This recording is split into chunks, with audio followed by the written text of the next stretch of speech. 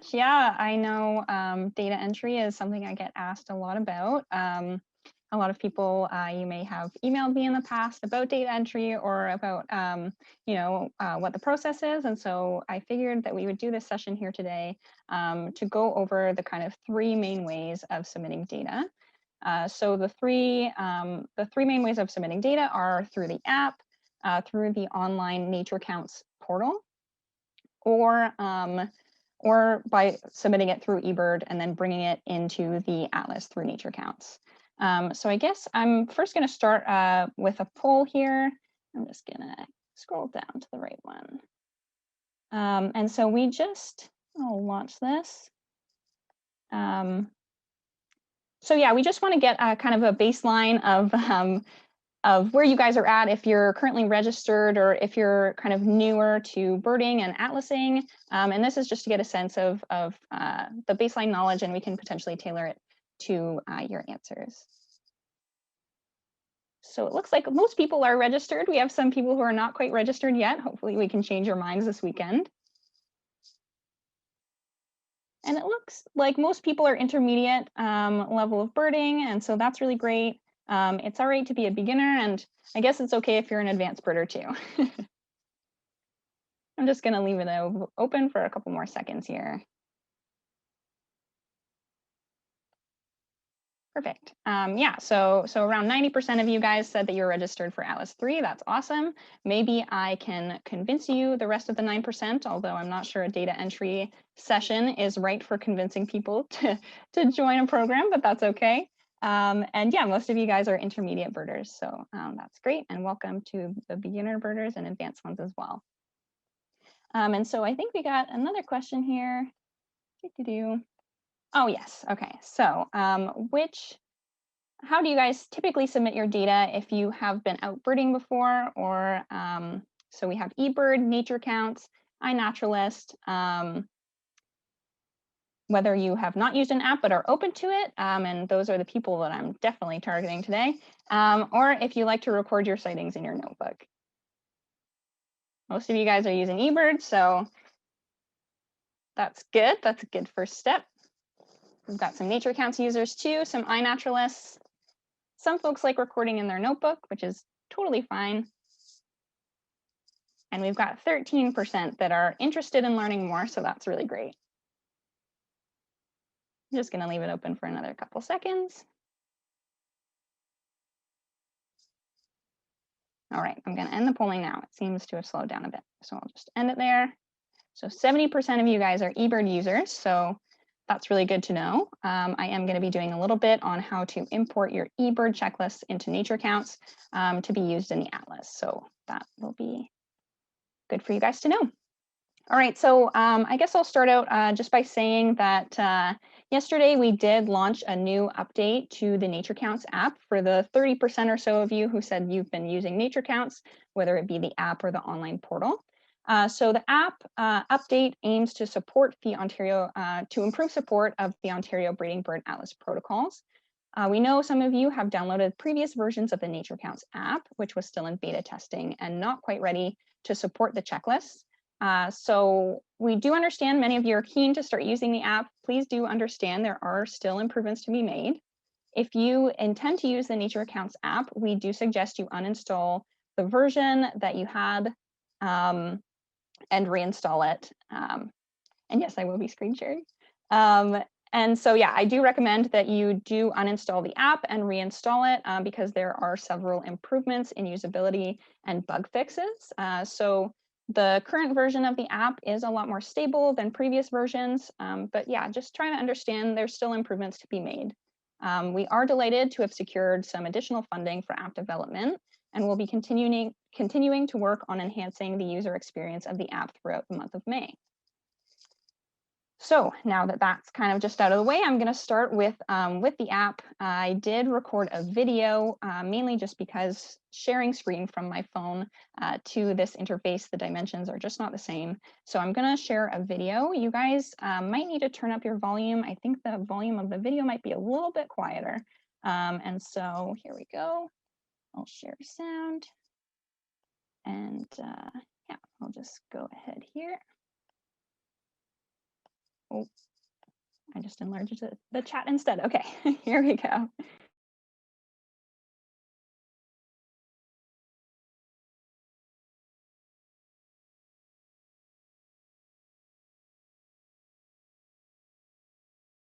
So I'll be showing you how to submit checklist data to the 3rd Ontario Breeding Bird Atlas using the NatureCounts app. In this tutorial, I'll be using an iPhone. However, the process is similar using Android devices. We'll start by opening the App Store if you're an Apple user. If you're an Android user, you'll be opening the Google Play Store. Once you've opened the App Store or Play Store, you can search for NatureCounts, which is all one word, and then press download. Once it's finished downloading, you can either press open right from the App Store, or you can go to the home page and then press on the NatureCounts app. From here, you enter the login name and password that you used to register for the Atlas, and then press login. Once you're signed in, you can go ahead and select the Ontario Breeding Bird Atlas as your project. Your phone will ask you if you want to allow the NatureCounts app to use your location.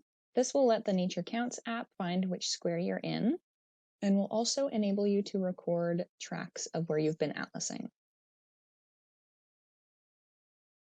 The app interface has 3 tabs along the bottom. One is to create a new data submission, so general atlasing or point counts. The second tab is to review your drafts. I currently don't have any drafts. And the third tab is your profile. If we go back to the Create tab, we can select our protocol. Today, I'll be showing you how to submit a checklist for general atlasing. If you're submitting a live checklist, meaning that you're entering data as you're out atlasing, then you can leave the date, time, and location as is. If you're entering data after the fact, you have the option to change these to reflect when and where you did your atlasing. You can click Edit Location to select a new starting point, and it will take you to this map.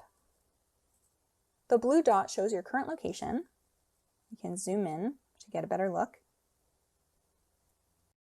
Should you need to change it, you can click to select a new point. You can also use the predefined eBird hotspots. However, we do recommend that you select your own point, or if you have the location on, you can let the app choose your starting point based on your location. Once you've selected your location, you can press Confirm Location. Then you can decide whether you would like to record your track or to turn Record Track off.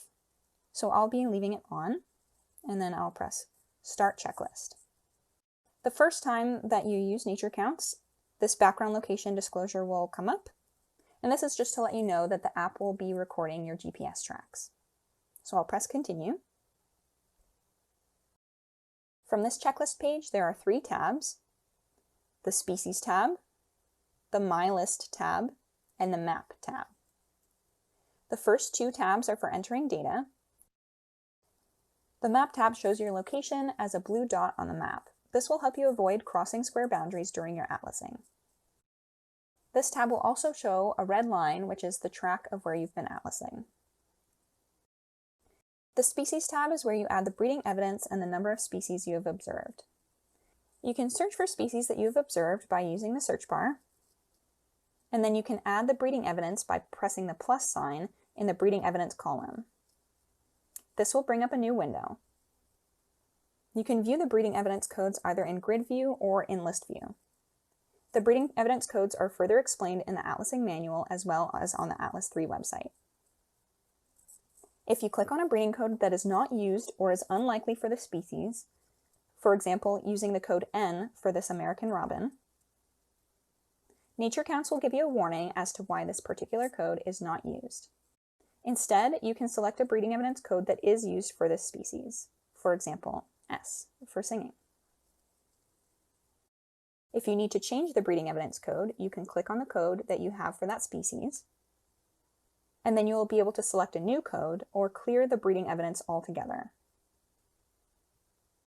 To add to the number of individuals that you have observed, you can press the plus sign in the count column. If you press it multiple times, the count will go up. If you long press on the number, then you will be able to edit it. You can use this to correct the number if you've pressed it too many times. You can also use this function if you saw a large number of a particular species. You can also search for species by typing in the species 4-letter code. Or you can scroll through the list. This list is ordered taxonomically. If you want to change the list that is shown to you, you can press this arrow that is next to species name. From here, you can select what you would like to be shown on the list. Counts will tell you if a species is regionally rare or provincially rare. These species require additional documentation for all records. NatureCounts will also tell you if a species is significant. These species require additional documentation only for records of confirmed breeding. The My List tab shows the species that you have already added.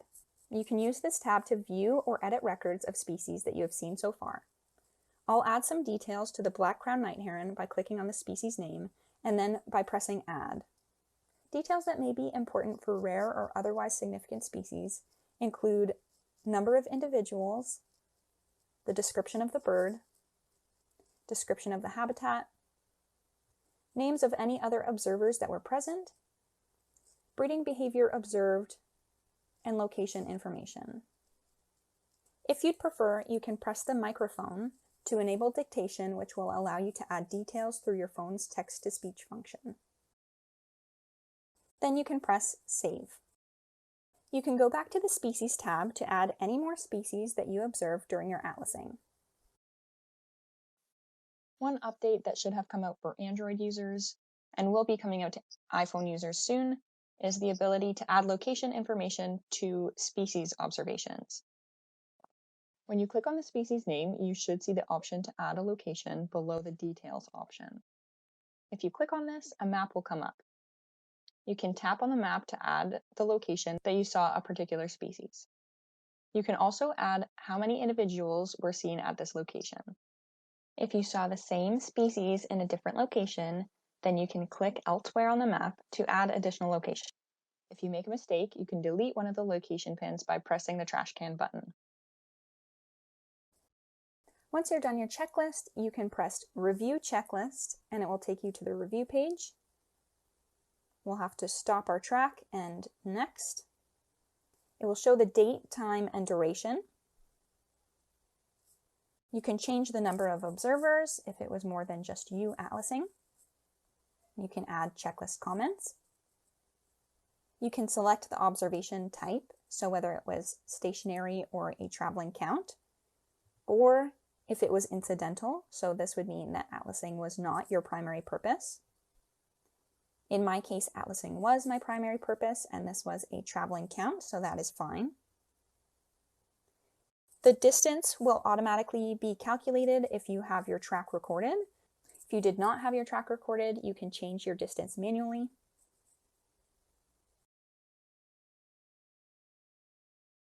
And the last question is whether this was a complete checklist, so whether you're reporting all the birds that you were able to identify. So I'll press yes. Next, you'll have the opportunity to review the species that are on your list. If there are species that you need to add, then you can press Add Species. If you want to save this checklist for later, then you can press the 3 dots in the top right corner and press Save as Draft. If you save it as a draft, it will be saved in this Checklists tab, and you can always open it up back up later to submit it. So if we're ready to submit now, then we can go ahead and press this Submit button. And it'll say thank you for your checklist submission, and you'll be able to press Start a New Checklist, and it will take you back to this home screen where you can create a new checklist, look at your drafts, or look at your profile. So that's everything you need to know in order to submit a checklist using the NatureCounts app.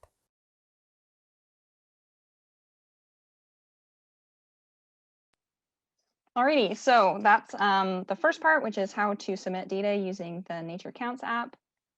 Because I already have done a video that's on YouTube on how to submit data through the NatureCounts portal, I'm going to go next to how to import data from eBird to NatureCounts, and then if there's time, I'll go to how to submit data through the portal. So I'm just going to share my screen again.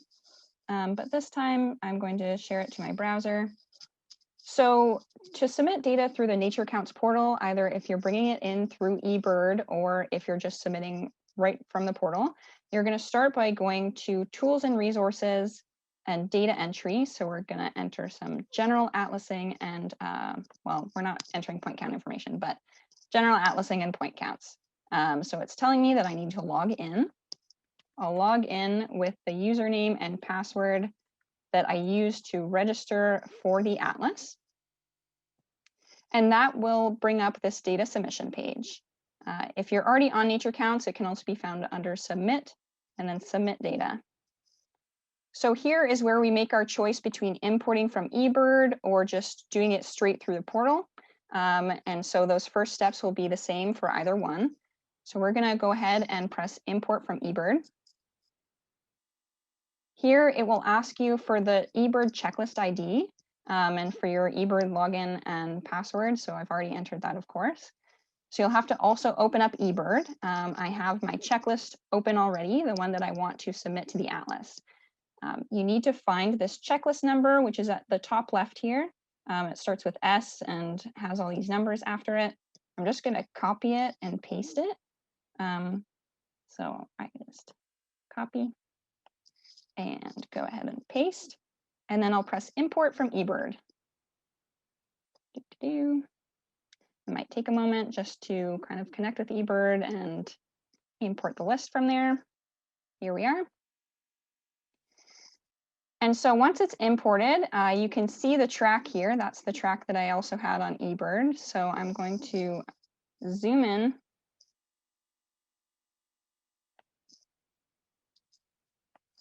A little bit here. Oh, zoom in a little bit more. So you can see the track that I took. That's the same as it's showing here on eBird. And so it was a traveling count. I'll leave it that way. It wasn't a single location, obviously. And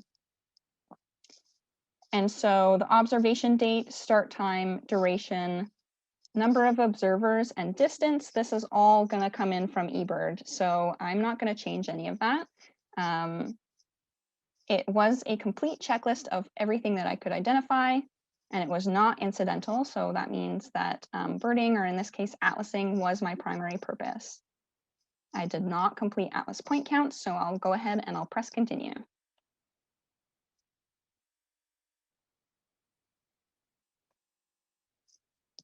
And here we are. So all of the information at the top is from the previous page. And now we can get into the species that I had reported. If you want to see additional species on this list, you can show rarities and all of the other options that are here at the top. I'm not going to add any more species. I had already included everything in my eBird checklist, so nothing more for me to add here except for the breeding evidence. So that's one thing that others have mentioned, and that's that you need to add the breeding evidence. It's not something that's kind of at the forefront of eBird to be able to include. So you want to make sure that you do include it. Another thing that we've talked about recently today is the safe dates. So what I'm going to do is I'm going to go to that safe breeding dates, and I'm going to open up the safe dates chart so that I can make sure that I'm within the safe dates for anything that I'm uncertain about. So this is searchable if you press, well, I usually press Control F to find something. If I want to find something like a Canada goose, then I can type that in and it will come up. Make sure that you're in the right one. So this is boreal shield. I'm going to go back, and back again. Here we are. Mixed wood plain. Here we are, Canada goose. And so it'll tell you the safe dates for that. Just in the interest of time, I already know what I'm going to add here. I'm going to add a P. This is a known pair that I spotted. And so I'm going to add the P. It does give me a soft warning is what I'll call it. And so codes for which caution is required. It will tell you why. P is giving you a caution here, and it says the male and female they look alike, and so that's okay. It's a known pair, and I could add the details to that to just say that it is a known pair. And then I'll press close. I guess I will just mention this. You can add the coordinates as well to this one. And this is the same for if you're not importing from eBird, if you're just doing it straight from the NatureCounts portal, you can say where exactly you saw them. That was actually pretty close, even though I just did that. And so we'll press close. And media files, we can't upload those just yet, but it will be coming. So once I'm done with all of that, I'll scroll to the bottom and I'll press submit. Oh, what does it? It's telling me I have an error here. I feel like I accidentally pressed something. So you press submit and then it will show up in your, okay. I'll just submit it because I'm not sure where the error is. It will show you it will show you all your species, sorry. And then if you want to look at this later, you can press explore and view data forms.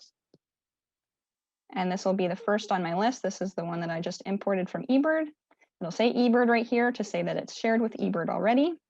You have the option to view, to edit, or to delete it. And this is also the same as if you're not importing from eBird, if you're just straight submitting the data through the NatureCounts portal as well. So a lot of the things are the same between the two. It's just that one step of importing it from eBird and making sure you have the breeding evidence that's different. I guess I'll stop there just because we're a little bit short on time, but if you are looking for the other video on how to submit data through the NatureCounts portal, the two methods are quite similar, but it is on our YouTube page, Ontario Breeding Bird Atlas -3.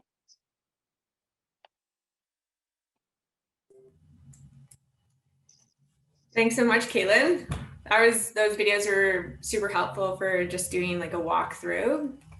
And we have lots of people with questions. So one of the first questions from Angie is if so her and her husband have two different eBird accounts, can they share a NatureCounts account and import checklists from two separate eBird accounts? Kind of based on your, yeah, go ahead. I was going to say, Catherine might know the answer to that one better, but if you sign in to the different eBird accounts, I'm not sure. Catherine? Yeah, so can you hear me okay? Yep. Hi, Kaylin. Hi, Emma. Yeah, so right now we have one eBird account tied to every one NatureCounts account.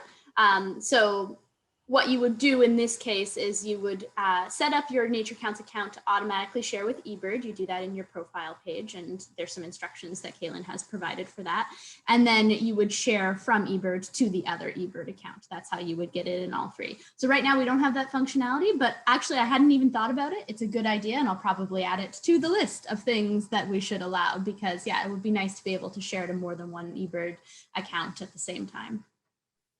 Thanks, Catherine. Oh, and thank you very much for coming. This is Catherine. She's working very hard on the NatureCounts database and the NatureCounts app, tirelessly, super busy. And so I'm honestly incredibly grateful that you're able to make it.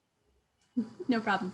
Yeah, thanks so much for joining us. And it's helpful for some of the technical end of things. So the next question, if we download the app when it was first available, and then they did the recent update, would you still recommend uninstalling and reinstalling, or is it okay just to do the update and that's good enough? So theoretically, the update should work. However, we've tested this with a few different Android accounts and a few different iOS accounts, but this is the first really broad scale testing that's happening with a lot of different atlasers. So I'm expecting some bumps. We launched this yesterday. I'm expecting that 1 or 2 people are going to have some bugs that we'll need to fix as we roll this out. And so my recommendation is just uninstall the old one and start fresh and clean and new.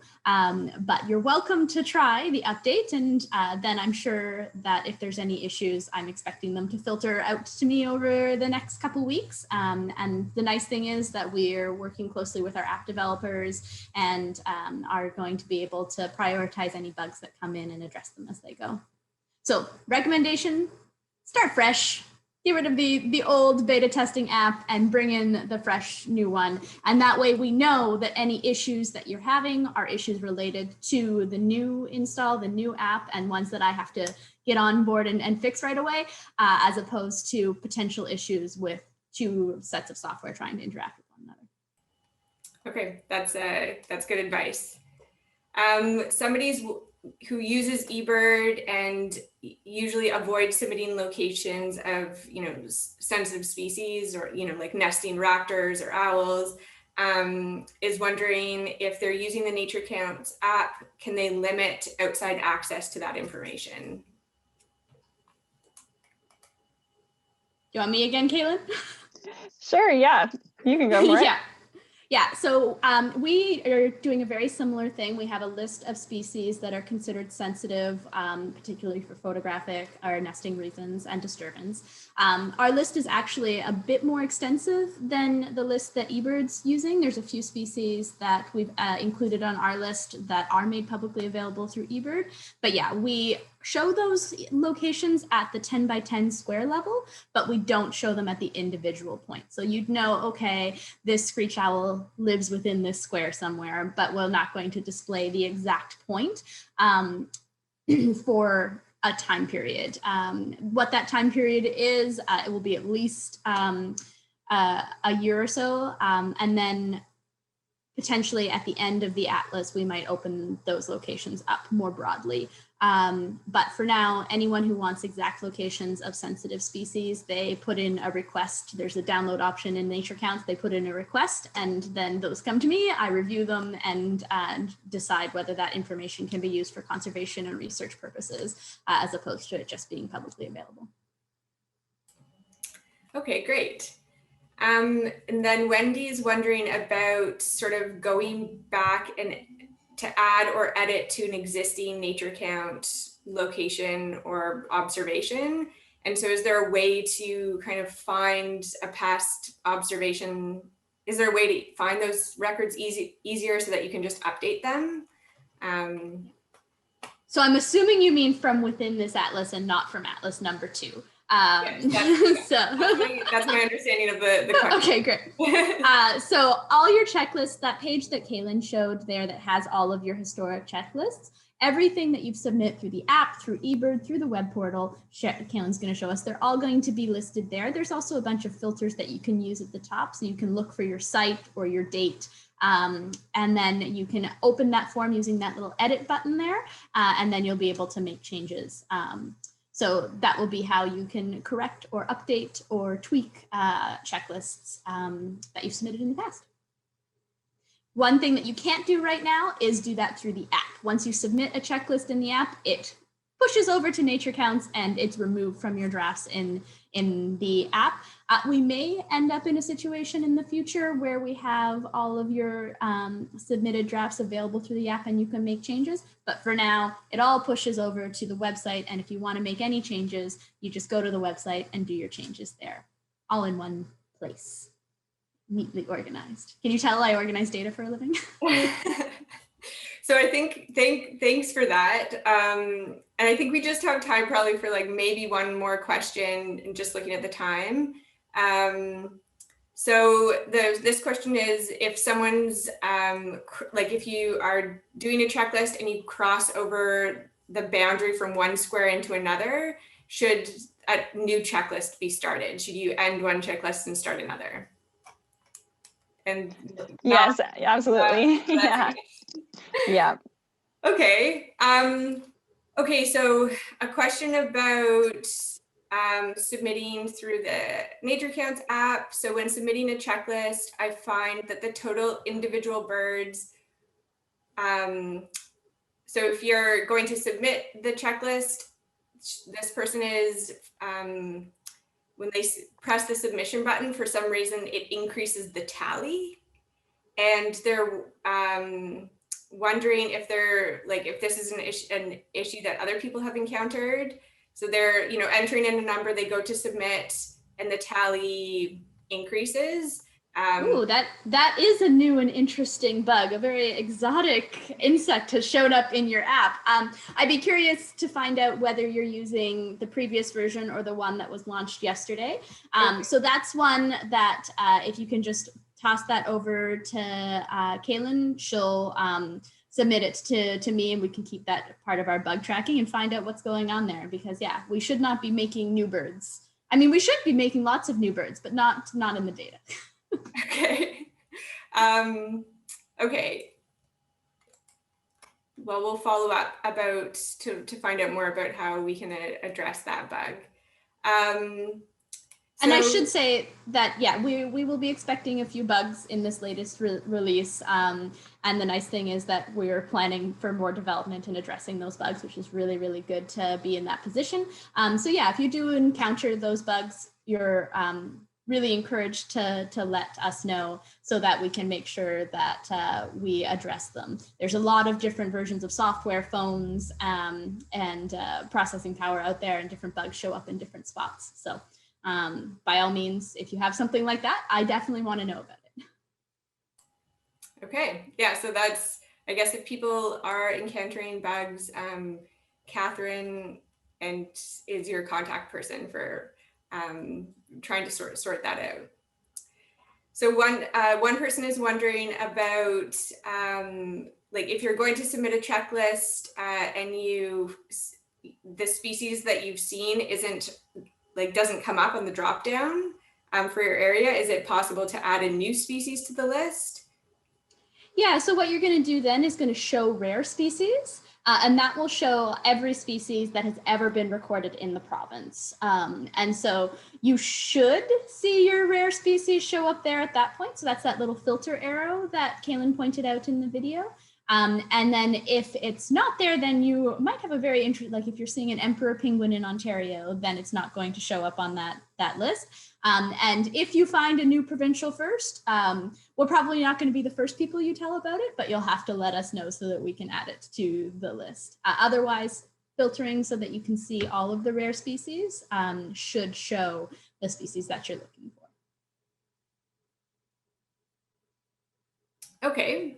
And there are some people that are just looking for details about exporting NatureCounts to eBird. Like there are videos, like will there be videos on the Atlas webpage so people can kind of go back and reference that as needed? Yeah, okay. Yeah, Kaylin, do you want to, Kaylin's put together some fantastic videos on that, yeah. And it should be a fairly simple process. You provide us with your eBird credentials, and then you can choose to always share your checklist with eBird so that every checklist you submit through the NatureCounts will get pushed over to your eBird account as well. Okay. And then Jamie is wondering how to have the grid square number come up in the location they're surveying. Like, is it possible to see the grid square number? Yes, it is. Where did I put that? We just moved it. Now I'm going to have to look. Yeah, when you select a location on your checklist setup screen, the square number should be displayed. I just am not sure whether it's still displaying in the map page. If it's not, then we'll want to make sure that it's available to you. Certainly, once you submit your checklist, or even check out the website where you've submitted your checklist, it will be displayed there as well. But yeah, I think, sorry, just going to make sure that it's where I think it is. So when you start your starting location, when you select your location, the Atlas square will be listed there. And then within your checklist, within your checklist, it's no longer showing at the top of the map. We're going to have to add that back in. I'll add that to the list. Great. Yeah, it's always fun. We're like making a to-do list for you. Oh, I have one, don't you worry, but increasing, adding to your to-do list, I should say. Yeah, it's really good. So one person is wondering about, so they monitor bluebirds, and when they find a nest that has been fully built but no bluebird is present, how would that get entered into the app? You can enter a breeding code without a species count. You just enter into the breeding evidence and then just leave the count as 0. Okay. Let's see. So Leslie's saying, I've heard that we're not supposed to over-survey a certain section of our square. If we live in our survey square, it makes sense that we will be making far more observations there as we live our, because you're, living your daily lives. How could this sort of potential over-surveying be handled if this were the case? Kaylin, do you want me to take that one too? Sorry, I was just answering some folks in the chat. I really did not hear that question at all. Sure. So we're certainly never going to discourage you from surveying. If you are in a square and you'd like to survey and you'd like to submit data, that is always going to be a benefit. The advice about over-surveying is also focused on not putting all of your energy in a square into one area. Like if you have one small woodlot in your square, don't do all of your surveying within that woodlot, because the idea is to find all of the species within that whole 10 by 10 kilometer area, right? So like you're welcome to submit lots of checklists within a square, and like those squares that we get a huge amount of information, they're great. And we do control for effort as we start doing probability of observation analysis. But what we're asking is to just sort of spread your effort evenly across the square a bit more. So if you always walk south, maybe sometimes walk north or east or west when you're starting your checklist, even if it's not, as birdie in those other areas. You don't want to say that the whole square is as birdie as it is in your woodlot. So you're trying to spread your effort evenly across the whole square, if that makes sense. Yeah, that makes sense. That's good advice.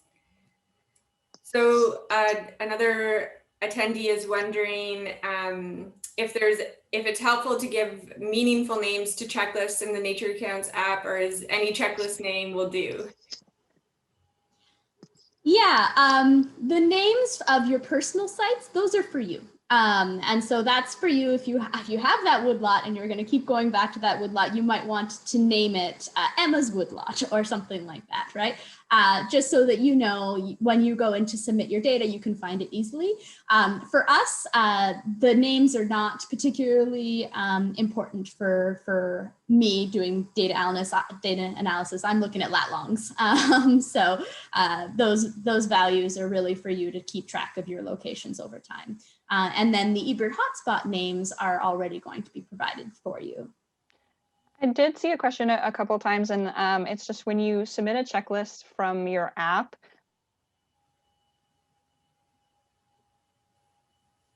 Oh, cliffhanger. Yeah, sorry about that. I was just going to say, when you go into exploring your forms, oh no, I said I'm on. No, you're there. Okay, it doesn't show any name. It just shows the, yeah, is there any way to change that, I guess? That's right. That's right. So right now, when you go in there, we're naming the site for you. We're not making you submit a name. We're assuming that you have the app in the field. You want to start your checklist as soon as possible. You've gotten out of your car. You're in Emma's woodlot. It's beautiful. You want to go for a walk. You're starting your checklist right away, right? So there, we're just asking you to create a location, and we're naming it the square number and the lat long. We're just putting an automatic name onto it. If you'd like to change it to something meaningful, you're absolutely welcome to through the web form. If you open up your checklist and edit it, you'll be able to change that name to a meaningful name and rename it Emma's Woodlot instead of 41.372. And so you're welcome to do that. We probably will eventually add that feature into the app to let you name sites, but it's a bit of a lower priority at this point with some of the other things that we have planned. Okay, I like the Emma's Woodlot. Maybe I'll steal that one for one of my checklists. I think the rest, the rest are just observations, like the coordinates, adding coordinates in the field if internet data is not available. Someone had mentioned that. Just in the essence of time, it is 5:45, so I don't want to keep anyone too long. So I just wanted to mention that that was not working. Yeah, so that piece, what you're going to want to do is if you're going to an area that doesn't have cell reception, just open the app first and zoom into that area of the map. What that does, it's going to cache the map in your phone so that next time you go to that area and you open the app, your location is still going to be there because you'll have GPS signal, but without cell signal, you're going to use that cached version, and then you'll be able to see the map and select those locations with the cached version. But yeah, if you go to somewhere where you haven't cached the map and you're offline, then you're just going to see sort of white, and it's not going to tell you very much. You're going to have a hard time identifying exactly where that species was. Perfect. Well, thanks again for your time, Catherine. I really appreciate it. Yeah, thank you so much. Yeah, and we've made it through all the questions. So thanks, Caitlin, for typing out some of the answers. And I saw Mike Burrell was on there too. So very helpful. Oh, thanks, Mike. Yeah.